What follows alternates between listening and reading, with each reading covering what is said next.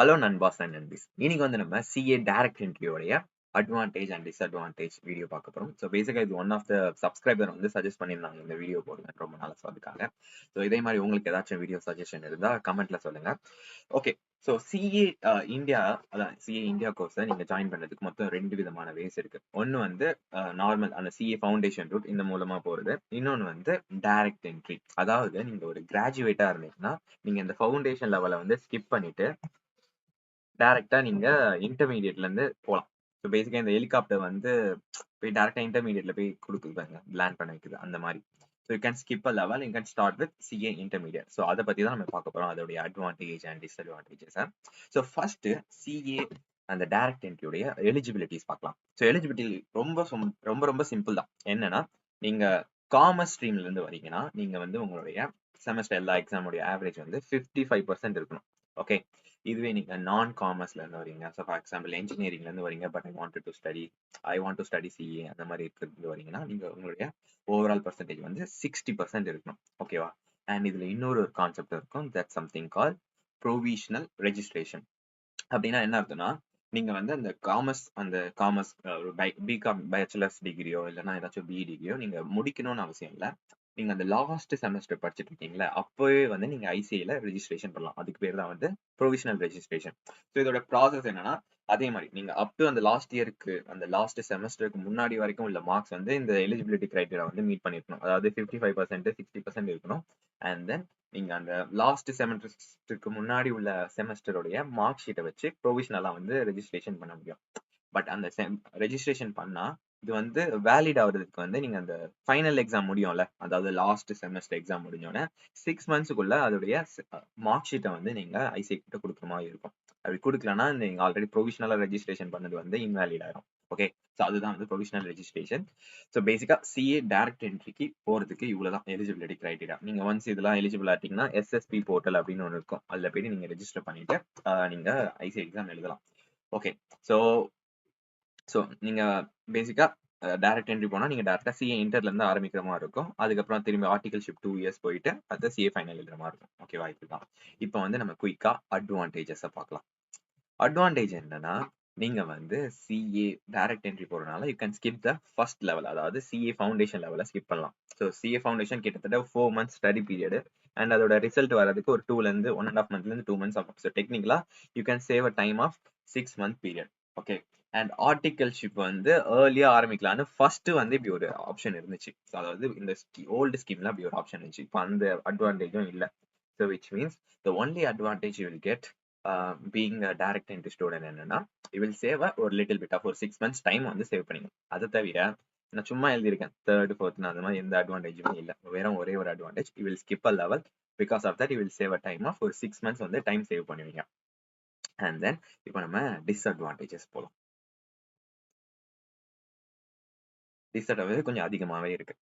ஏன் அப்படி சொல்றேன்னா, ஸ்டீப்பர் லேர்னிங் ஒன் பை ஒன்னா போகலாம். ஸோ ஃபர்ஸ்ட் ஸ்டீப்பர் லேர்னிங் கர்வ்னா, நம்ம வந்து ஒரு லெட்ஸ் சே ஒரு ஸ்டேர் கேஸ் எடுத்துக்கலாம். ஸோ அதாவது படிக்கட்டு எடுத்துக்கலாம்னு வச்சுக்கோங்களேன். ஸோ படிக்கட்டு இப்படி இருக்குமா,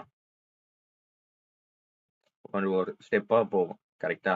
ஸோ லெட்ஸ் சே இந்த ஸ்மால் படிக்கட்டு தான் வந்து 12th ஸ்டாண்டர்டு, இது like CA foundation, CA intermediate, CA final வச்சுக்கோங்களேன்.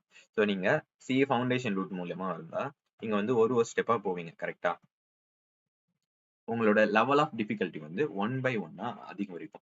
இதுவே நீங்க பேச்சுலர்ஸ் போனீங்கன்னா லிட்டரலி நீங்க இந்த பர்டிகுலர் ஸ்டெப்பே வந்து ஸ்கிப் பண்ணிட்டு நீங்க லாங்கர் ஸ்டெப் வைக்கிற மாதிரி இருக்கும். அதாவது நீங்க சிஏ 12th முடிச்ச பிறகு டைரக்டா சிஏ இன்டருக்கு போனா கொஞ்சம் அதிகமான டிஃபிகல்ட்டி இருக்கும். அந்த டிரான்சிஷன் வந்து கொஞ்சம் அதிகமா இருக்கும்.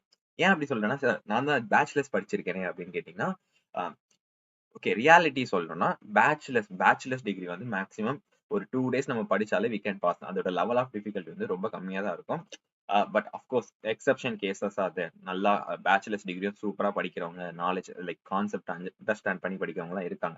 பட் ஜென்ரலா நான் சொல்றேன், யூஸ்வலா நம்ம 12th படிச்ச அளவுக்கு கூட நம்ம பேச்சுலர்ஸ் டிகிரி படிக்க மாட்டோம். ஸோ ஒன்ஸ் நீங்க பேச்சுலர்ஸ் டிகிரி முடிச்சுட்டு அந்த சிஏ இன்டர்மீடியட்டுக்கு வரும்போது உங்களுக்கு வந்து அந்த லேர்னிங் ரொம்ப ஸ்டீப்பரா இருக்கும். 6 சப்ஜெக்ட்ஸ், 3 சப்ஜெக்டா ஒரு குரூப்பா படிப்பீங்க. ஸோ இதெல்லாம் வந்து கொஞ்சம் அந்த டிரான்சிஷன் வந்து கொஞ்சம் டிஃபிகல்ட்டியா இருக்கும். ஸோ அதனால அது டிஸ்அட்வான்டேஜ்ல போட்டிருக்கேன். அண்ட் தென் கம்பேர் டு ஒரு சிஏ ஃபவுண்டேஷன்ல இப்போ வந்து 2 பேர் எடுத்துக்கலாம். ஒருத்தங்க வந்து சிஏ ஃபவுண்டேஷன்ல இருந்து வராங்க. ஒருத்தங்க வந்து பேச்சுலர்ஸ் டிகிரி முடிச்சுட்டு டைரக்ட் என்ட்ரில வராங்க. ஸோ இந்த சிஏ ஃபவுண்டேஷன் முடிச்சு வந்தவங்களுக்கு ஆல்ரெடி ஐசிஏல எக்ஸாம் எக்ஸ்பீரியன்ஸ் இருக்கும்.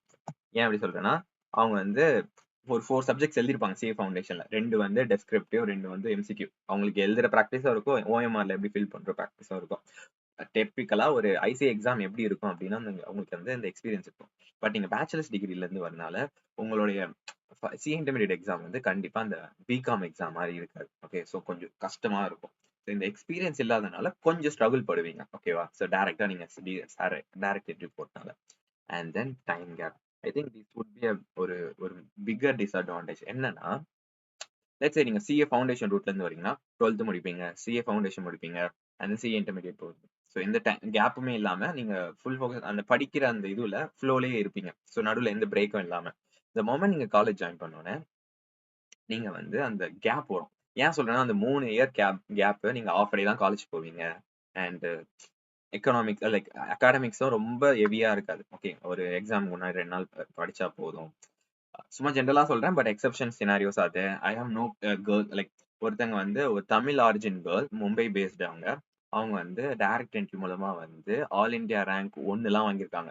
ஓகே, நம்ம ஃபார்மர் சிஎம் கிட்ட இருந்துலாம் அவங்க வந்து நிறைய ஃபெலிசிட்டேஷன்லாம் வாங்கியிருக்காங்க. ஸோ அந்த மாதிரி எக்ஸெப்ஷன் கேட்டகரியும் இருக்காங்க. பட் ஜென்ரலா I have seen people direct என்ட்ரிலேருந்து வரவங்க அந்த டைம் கேப் இருக்கனால அந்த 12th முடிச்சுட்டு 12th தான் அவங்க ப்ராப்பரா படிச்சிருப்பாங்க. ஓகே, எக்ஸாமுக்கு. அதாவது ரிவிஷன், மார்க் லைக் ரிவிஷன் நிறைய மாடல் டெஸ்ட் அந்த மாதிரிலாம் பண்ணிட்டு நடுவில் அந்த ஒரு 3 இயர்ஸ் கேப் அப்புறம் வரும்போது அவங்களால படிக்கிறது வந்து கொஞ்சம் கஷ்டப்படுவாங்க. ஸோ அதனால ஐ மென்ட் டைம் கேப்பும் ஒரு டிஸ்அட்வான்டேஜா இருக்கும். அண்ட் லெசர் பாஸ் பர்சன்டேஜ்னா இது வந்து அந்த ஸ்டாட்டிஸ்டிக்கும் இல்லை, but based on my experience நான் வந்து சிஏ ஃபவுண்டேஷன்ல இருந்து வந்தவங்களையும் பார்த்திருக்கேன், சிஏ இன்டர்மீடியட் அதாவது டைரக்ட் என்ட்ரி மூலமா வந்தவங்களையும் பார்த்திருக்கேன். ஸோ கம்பேர் டு ஒரு சிஏ ஃபவுண்டேஷன்ல இருந்து வரவங்களை விட சிஏ டைரக்ட் என்ட்ரில இருந்து வரவங்க பாஸ் பர்சன்டேஜ் சிஏ இன்டர்மீடியட்ல வந்து கொஞ்சம் கம்மியா தான் இருக்கு. பட் ஒன்ஸ் நீங்க இந்த சிஏ இன்டர்மீடியட் தாண்டிட்டீங்கன்னா சிஏ ஃபைனல் எல்லாருமே வந்து சேம் தான். ஸோ அதனால நான் ஸ்பெசிஃபிக்கா சொல்லியிருக்கேன், this is not applicable for CA final. CA இன்டர்மீடியட்ல கம்பேரட்டிவ்லி ஒரு சிஏ ஃபவுண்டேஷன் ரூட்ல இருந்து வரவங்களை விட சிஏ டைரக்ட் என்ட்ரி ரூட் வரவங்களோட பாஸ் பர்சன்டேஜ் கொஞ்சம் கம்மியா இருக்கு. ஸோ இதான் தான் அவ்வளவுதான் டிஸ்அட்வான்டேஜ். ஸோ இப்போ என்கிட்ட சார் இப்போ எனக்கு கன்ஃபியூஷனா இருக்கு, நான் இப்போ டைரக்ட் என்ட்ரி போலாமா இல்லைன்னா ஃபவுண்டேஷன் ரூட்ல போலாமா அப்படின்னு கேட்டீங்கன்னா என்னோட சஜஷன் என்னவா இருக்குன்னா, start with CA foundation route. நம்ம அந்த பேசிக்கும் நல்லா படிச்சுட்டே வந்து சிஏ இன்டர்மீடியட் போகலாம். Because it's about a time.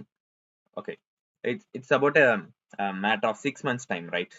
ஒரு 6 months வந்து நம்மளால ஈஸியா ஸ்பெண்ட் பண்ண முடியும் இப்போ நம்மளோட கரியருக்காக. So that should not be a big deal. So 6 months வந்து தாராளமா படிக்க சொல்லுவேன்.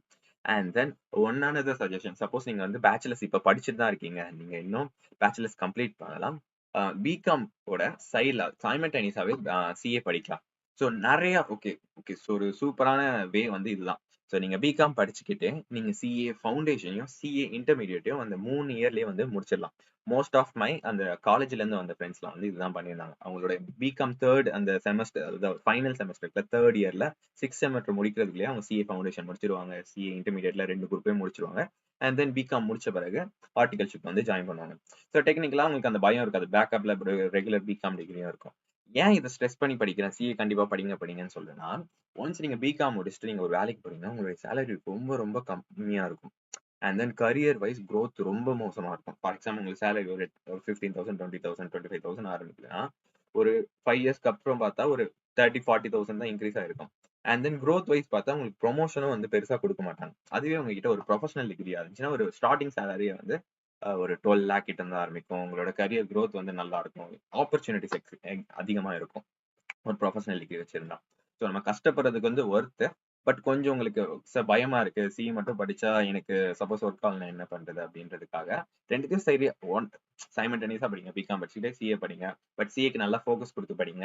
சப்போஸ் உங்களுக்கு சிஏ வந்து ஒர்க் ஆகிற மாதிரி தெரியலனா don't give up on the professional exam. Okay, எனக்கு சிஏ ஒர்க் ஆகல sir, but then go with let's say India course தான் படிப்பீங்கன்னா சிஎம்ஏ போங்க, கம்பேரிட்டிவ்லி கொஞ்சம் ஈஸியா இருக்கும். இல்ல சிஎஸ் போங்க. இல்ல சார் எனக்கு கொஞ்சம் காசு கொடுக்க கூட நான் ரெடியா இருக்கேன், பட் கொஞ்சம் ஈஸியான கோர்ஸ் பண்ணணும்னா ஏசிசிஏ போங்க. ஸோ அந்த மாதிரி டிஃப்ரெண்ட் சிபிஏ இருக்கு. ஸோ இந்த மாதிரி டிஃப்ரெண்ட் ப்ரொஃபஷனல் கோர்ஸ் வந்து கண்டிப்பா படிங்க. பிகாஸ் அது வந்து உங்களோட கரியருக்கு ரொம்பவே ஹெல்ப் ஆகும். So I think that's it. இந்த மீறி உங்களுக்கு ஏதாச்சும் டவுட் இருந்தா கமெண்ட்ல கேளுங்க. அண்ட் வேற ஏதாச்சும் வீடியோ சஜஷன் இருந்தாலும் கேளுங்க. ஸோ பாய் பாய், டேக் கேர்.